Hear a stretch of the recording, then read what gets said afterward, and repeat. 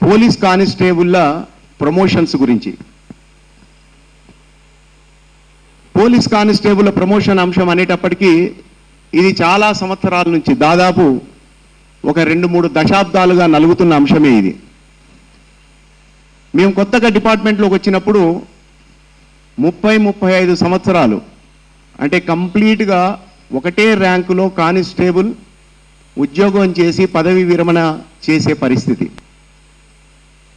ఈ రోజుల్లో కూడా ఒక కానిస్టేబుల్కు ప్రమోషన్ రావాలి అంటే మినిమం 18 ఇయర్స్ లేదంటే 20-25 ఇయర్స్ కూడా వాళ్ళకు ప్రమోషన్ లేకుండా ఒకటే ర్యాంకులో డ్యూటీ కంటిన్యూ చేస్తూ ఉన్నారు.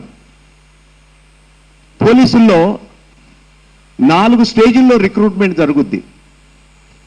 ఇది మీ అందరికీ తెలుసు, అయినా ఒకసారి చెప్పదలుచుకున్నాను. అలాగే మాలాగా సబ్ ఇన్స్పెక్టర్ రిక్రూట్ అయిన అధికారికి ఇప్పుడు నేను ఇక్కడ మాట్లాడుతున్నాను. నేను సబ్ ఇన్స్పెక్టర్గా రిక్రూట్ అయ్యా, ఎస్పీగా రిటైర్ అయ్యా.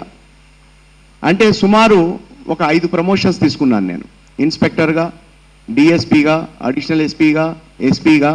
మా దాంట్లో కొందరికి ఐపీఎస్ కూడా వచ్చింది.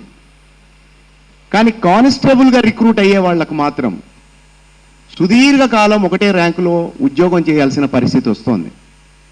నేను చాలామందితో మాట్లాడే అలవాటు ఉండటం వల్ల నా దగ్గర వాళ్ళ బాధని చెప్పుకునే సమయంలో వాళ్ళ దుఃఖం ఏ పాటితో నాకు అర్థమవుద్ది. కానిస్టేబుల్ల జీవితాల్లో మార్పు రావాలన్నా, వాళ్ళ కుటుంబాల్లో సంతోషం వెల్లివిరియాలన్నా కూడా ఈ ప్రమోషన్స్ అనేది త్వరితగతిన చేపడితే బాగుంటుందనేది నా అభిప్రాయం. జనరల్గా 6 లేదా 8 సంవత్సరాలకు, కొద్దిగా కష్టమైతే 10 సంవత్సరాలకు ఒక ప్రమోషన్ వచ్చినా కూడా ఎవరికి ఇబ్బంది ఉండదు. మేము ఎస్ఐలుగా 13 సంవత్సరాలు ఉద్యోగం చేశాం.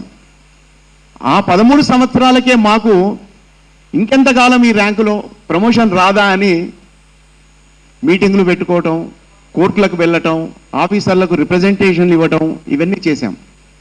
కానీ కానిస్టేబుల్కి ఆ పరిస్థితి ఉండదు. పోలీసులో రిక్వెస్టే తప్ప డిమాండ్ ఉండదు. సరే, కానిస్టేబుల్ ఎక్కువ శాతం ఉంటారు, రాష్ట్ర స్థాయిలో చాలామంది ఉంటారు కాబట్టి అందరికీ అనుకున్నన్ని అవకాశాలు రాకపోవచ్చు. కానీ దానికి ఒక మార్గం ఉన్నది నా అభిప్రాయంలో. 4 స్టేజెస్లో జరిగే రిక్రూట్మెంట్ పోలీసులో: UPSC, state public service commission, SI recruitment and constable. వీటిని గినక 3కు తగ్గిస్తే, ఎస్ఐ రిక్రూట్మెంట్ కానీ లేదా డిఎస్పీ రిక్రూట్మెంట్ కానీ ఆపగలిగితే కానిస్టేబుళ్లకు త్వరితగతిన ప్రమోషన్ వచ్చే అవకాశం ఉంటుంది. మొన్న ఈ మధ్య ఏఎస్ఐల ప్రమోషన్స్ అంటే పోస్టింగ్స్ ఎక్కువగా పంచి కానిస్టేబుల్ ప్రతి 2-3 కానిస్టేబుల్కు ఒక ఏఎస్ఐ అన్నట్లుగా ఆ మధ్య విన్నాను నేను. కానీ అంతటితో ఈ సమస్య పరిష్కారం కాదనేది నా అభిప్రాయం. కానిస్టేబుల్గా వచ్చిన వాళ్ళు ఏఎస్ఐ దగ్గర ఆగిపోకుండా వాళ్ళు కూడా ఎస్ఐ అయి ఇన్స్పెక్టర్లు కాగలిగితే చాలా బాగుంటుంది.